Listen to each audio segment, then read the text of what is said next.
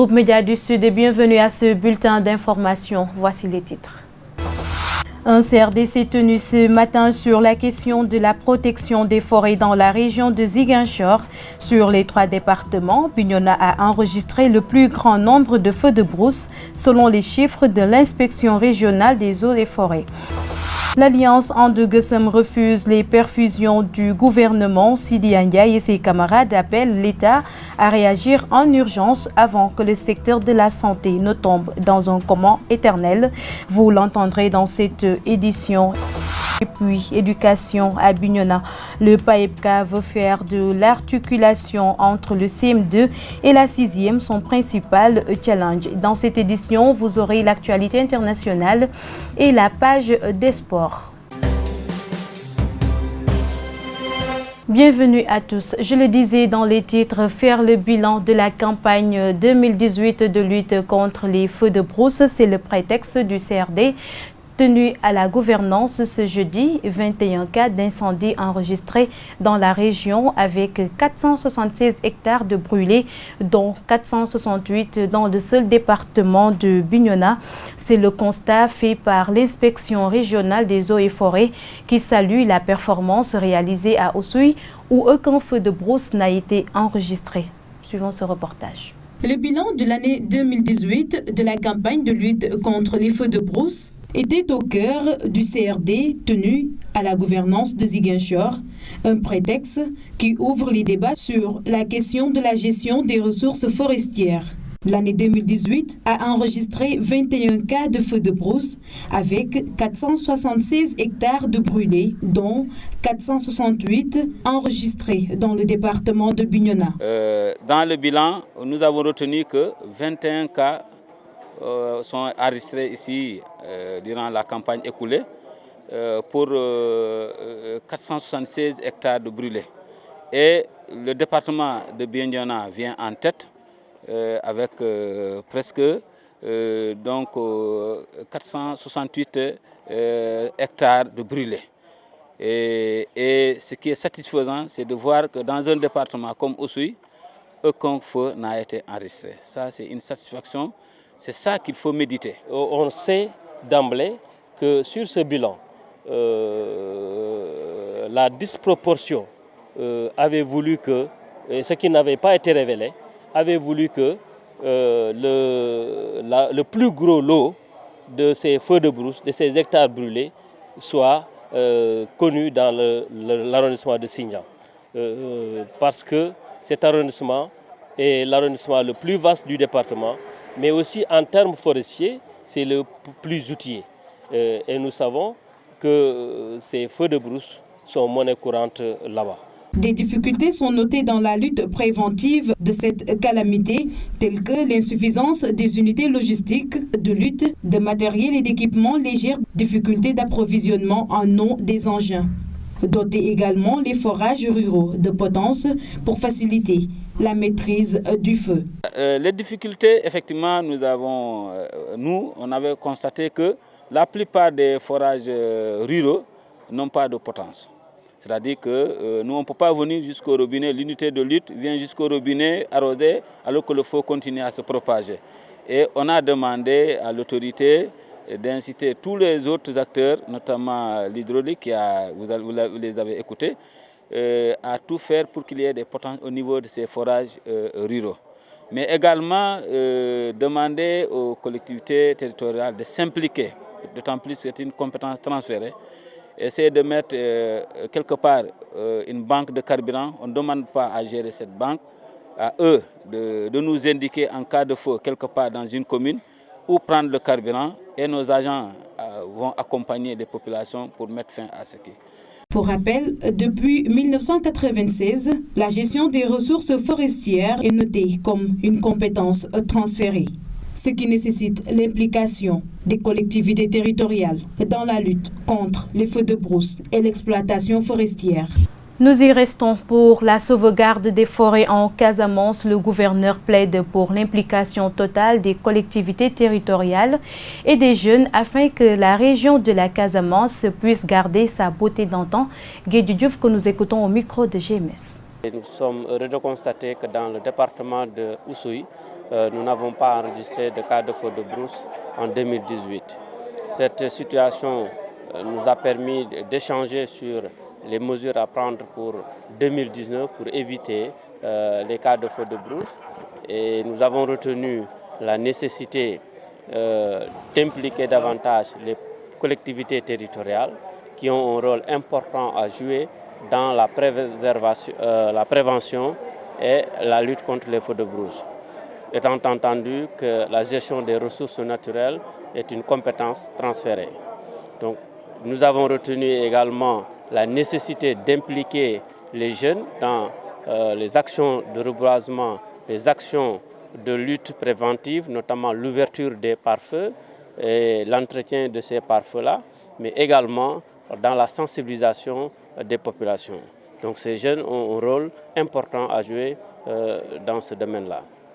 Nous avons retenu également la nécessité de mettre sur place ce qu'on appelle une banque de carburant. Chaque collectivité territoriale doit pouvoir prévoir du carburant pour permettre aux équipes des eaux et forêts de pouvoir intervenir très rapidement en cas de feu de brousse. Donc nous avons de manière générale noté que dans la lutte préventive, il y a beaucoup d'actions à faire, mais dans la lutte active également, nous aurons beaucoup de choses à faire. Et ce que nous avons retenu dans ce sens-là, c'est la nécessité de renforcer les moyens des eaux et forêts. C'est que l'État est en train de faire, parce que des dotations en unités, nous avons obtenu des unités nouvelles. Il restera de poursuivre cette dotation-là pour pouvoir mettre en place au niveau de chaque département une unité, au moins une unité de lutte. Parlons santé à présent. Le syndicat du secteur de la santé regroupé au sein du mouvement And Gueusseum menace de franchir la ligne rouge en touchant aux urgences. Ils l'ont fait savoir lors d'une marche organisée ce mercredi à Dakar. Les travailleurs de la santé réclament toujours l'ouverture des négociations avec le gouvernement.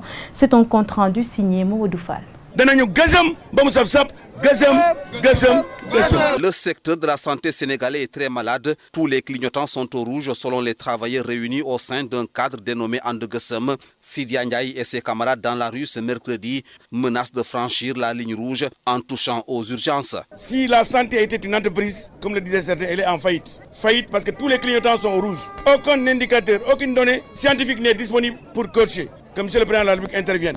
Puisque son gouvernement a pris la clé des champs, a disparu malheureusement de la circulation. Et c'est ça la vérité. La ligne rouge va être franchie dans les jours et semaines à venir. Si vous ne faites rien, nous risquons de toucher aux urgences. Sidia Ndiaye décèle une liste de procédures concernant les réquisitions brandies par le ministre de la Santé. D'abord en servant des réquisitions qui n'ont respecté aucune forme de procédure. C'est quand même scandaleux que dans ce pays, des administrateurs civils ne soient même pas en mesure de savoir que ce n'est pas le ministre qui réquisitionne les travailleurs. C'est M. le Président de la République qui décrète la réquisition. Donc voilà d'abord une faute professionnelle que nous décelons pour montrer encore une fois l'incompétence et l'incurie de ceux qui ont coaché ce dossier concernant les réquisitions. Les ponctions, mais les travailleurs sont là, demandez-leur. Ceux qui restent 6 mois, 7 mois sans salaire, comment peuvent-ils craindre des ponctions?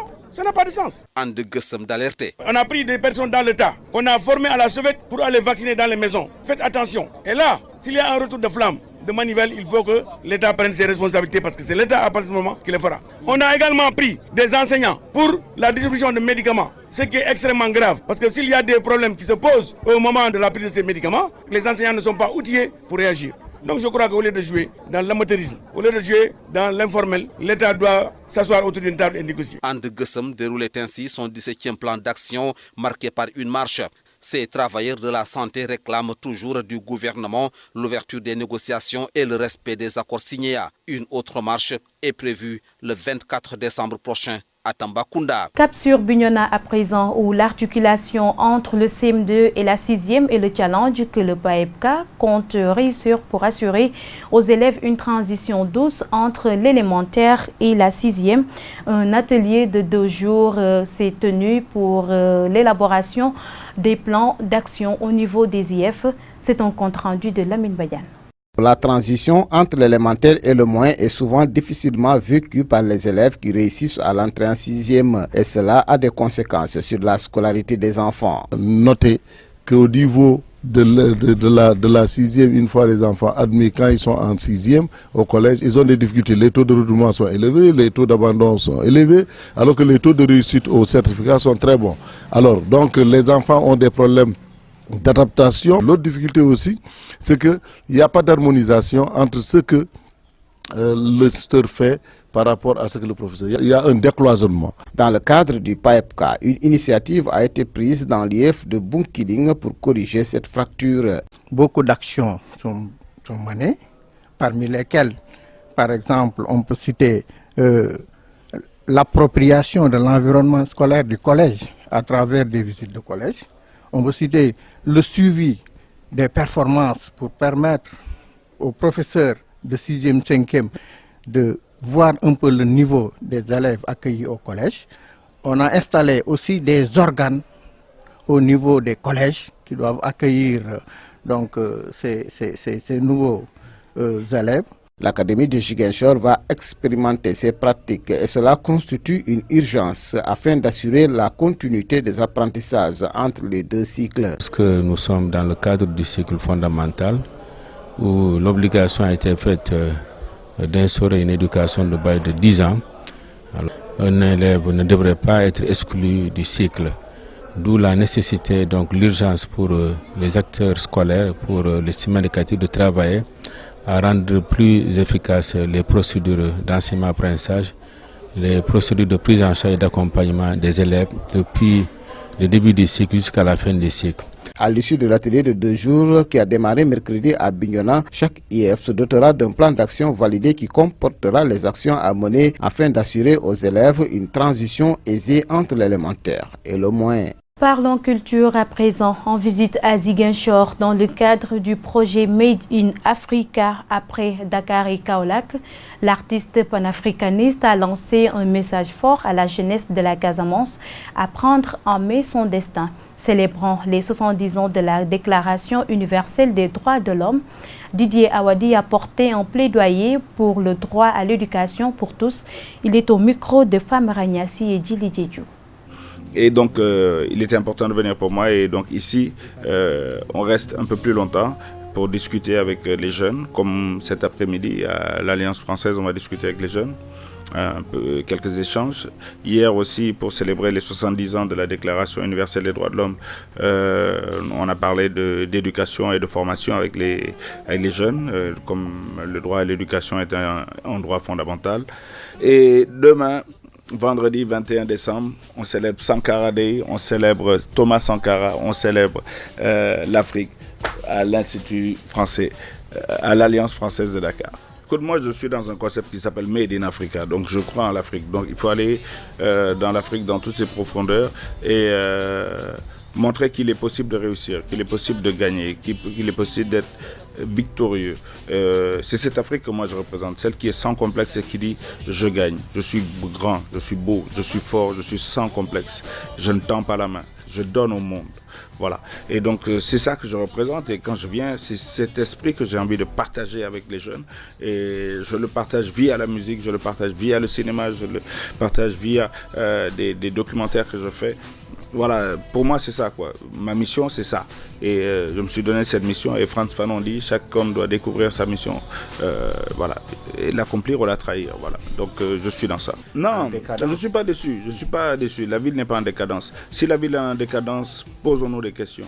Moi je n'attends pas que l'État vienne construire ma maison. Je me bats pour la construire. Tu vois. Et si l'État ne vient pas, moi je suis de la génération Boule Falé. Nous on croit en nous-mêmes. On n'attend rien de personne. C'est leur devoir, c'est leur rôle. On doit leur mettre la pression tous les jours. Et nous passons à présent à l'actualité sportive avec Boubacar Sambou.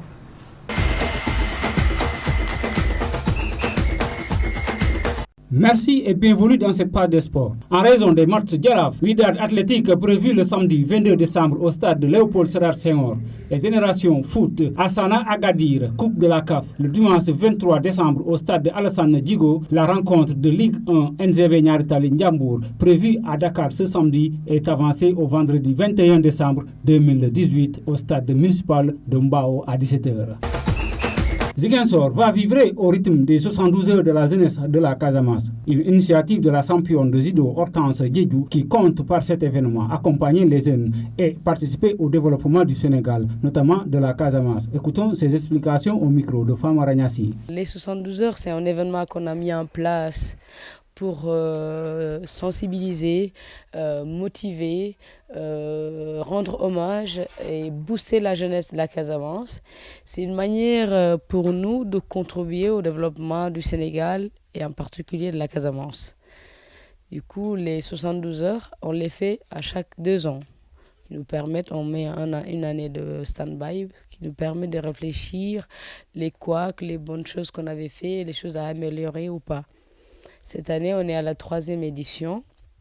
On va commencer le vendredi par une lecture de Coran et une messe. Et ensuite, on a l'arrivée des délégations du judo des différentes régions de la Casamance qu'on a invitées. On a le samedi matin les dons à remettre, parce qu'on a un don à remettre aux hôpitaux. Le samedi après-midi, le carnaval sur les différentes cultures de la Verte Casamance et de notre cher pays, le Sénégal. Ensuite, on a à 16h la cérémonie d'ouverture au stade Aline Sitoé Diatta, au terrain de basket. La cérémonie d'ouverture qui sera suivie d'une finale de volley-ball des 4 équipes d'ici de la région. Le dimanche matin, on a une compétition de judo qui sera aussi, on le fera aussi au stade de l'Institut Diatta, au terrain de basket, le matin. Et l'après-midi, la cérémonie de clôture des 72 heures de la jeunesse de la Casamance. Suivi d'un stage qui aura lieu le lundi 24 jusqu'au vendredi 28, un stage de judo. C'est pour permettre, me donner la chance à partager mon savoir avec la jeunesse sénégalaise, la jeunesse de la Casamance, essayer de transmettre le peu que j'ai appris, le peu que je connais, afin de former des futurs Hortenses, voire qu'ils fassent mieux ce que j'ai fait pour le pays.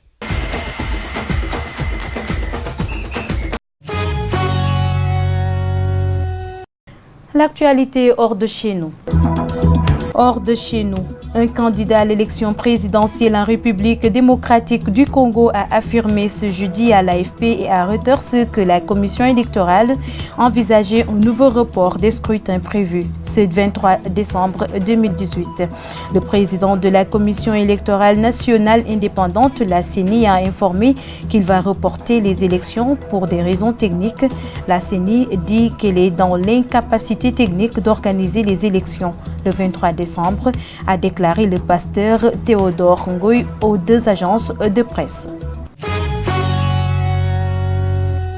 Et à Moscou, Vladimir Poutine tenait ce jeudi sa conférence de presse annuelle. C'est la première fois que le président russe se livrait à cet exercice en tant que chef de l'État, mais la première depuis sa réélection à la tête du pays. Il a évoqué que les questions intérieures et les grands dossiers internationaux comme le retrait de Washington du traité sur les forces nucléaires intermédiaires. Et enfin, à Londres, des drones paralysent l'aéroport de Gatwick. À quelques jours de Noël, des dizaines de milliers de passagers ont été bloqués dans le 2e aéroport du Royaume-Uni depuis que le trafic a été suspendu mercredi soir en raison du survol des pistes par 2 drones. Voilà, c'est par cette actualité internationale que nous bouclons cette édition. Merci de l'avoir suivi. Excellente suite des programmes sur les www.gms.sn et sur la 89.3 FM GMS, la radio de la Pays de l'amour. Au revoir.